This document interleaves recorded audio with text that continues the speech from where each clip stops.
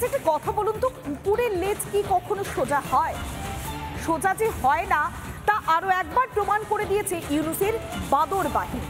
কেন কথা বলছি? কেননা 10 দিনের মধ্যে পুনরায় সুখদেবপুর সীমান্তে উত্তেজনার পরিস্থিতি। একেবারে সীমান্ত টপকে এসে ভারতে ঢুকে ফসল এমনকি পাম চুরি করবার চেষ্টা করছে সেই সমস্ত চোরেরা।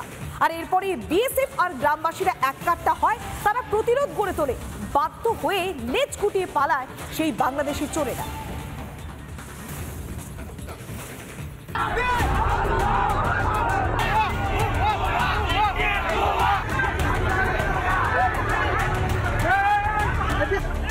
ভালো কথার লোক নয় এই মোহাম্মদ ইউনূস। মালদার সুখদেবপুর সীমান্তে ফের অনুপ্রবেশ ও ভারতীয়দের ফসল চুরি করে সেটাই প্রমাণ করলো বাংলাদেশ। আগের বার বিএসএফ ও গ্রামবাসীদের কাছে চড় খেয়েও শিক্ষা হলো না।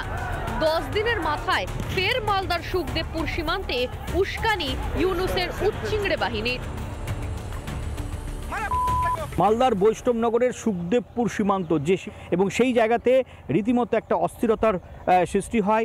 অধিককার যেটা আমরা জানতে পাচ্ছি, বাংলাদেশের যারা আছে বাসিন্দারা রয়েছেন বাংলাদেশে, তারা আমাদের যারা ভারতের যে কৃষক তাদের জমির ফসল বাংলাদেশিরা কেটে দেয়, পাম্প মেশিনও নিয়ে চলে যায়, তেমনটাই একটা গুরুতর অভিযোগ।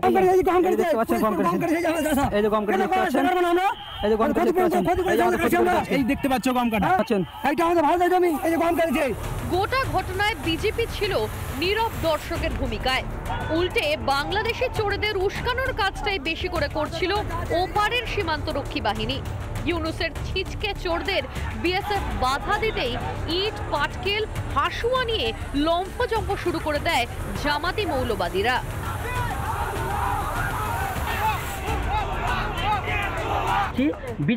বিজেপি যেটা ওদের যে বর্ডার গার্ড ফোর্স, ওরা তখন ওদের যে জনগণ তাদেরকে মদত দিচ্ছে এবং ওখান থেকে ইট পাটকেল থেকে শুরু করে বোম অবধি সেখান থেকে শুরু হয়েছে।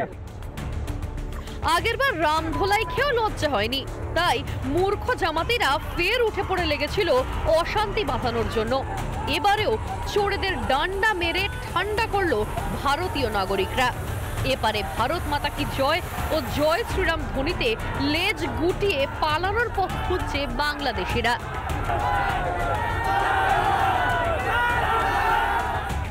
ওপার থেকে ইট পাটকেল ও বোমাবাজি করতে থাকে বাংলাদেশিরা।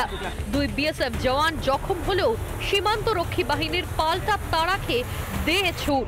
এপারে এসে চুরি করতে পারবে না বুঝেই কাঁটা তারে এত সমস্যা বাংলাদেশি চোরেদের। ইন্ডিয়া যদি বর্ডার যদি লাইন হয়ে যায় তো ওরা চুরি করতে পারবে না, যে ওরা খাবে কি? কাটা তার দিতে দেবে না। কাটার খানে আমাদের গ্রামবাসীর যে গরু ছাগল বকরি চুরি করতে পারবে না। স্যালো মেশিন গুলো সব উঠিয়ে নিয়ে চলে গেছে এখান থেকে। কেন নিয়ে যাবে ইন্ডিয়ার লোকের জিনিস? আসলে গদি বাঁচাতে মরিয়া ইউনূসের কাছে এখন সীমান্তে অশান্তি পাকানো ছাড়া বাঁচার কোনো রাস্তা নেই। এই সুদখোর ইউনূস বুঝতে পারছে ও টাইম হয়ে এসেছে। ও যেভাবেই হোক ইউনূস চাইছে যুদ্ধ লাগিয়ে টিকে থাকতে। বারবার ভারতকে উত্তক্ত করার চেষ্টা কেন? সীমান্তে কাঁটা তার দিতে বাধা, এপারে এসে চুরি। ঠিক কি চাইছে বাংলাদেশ?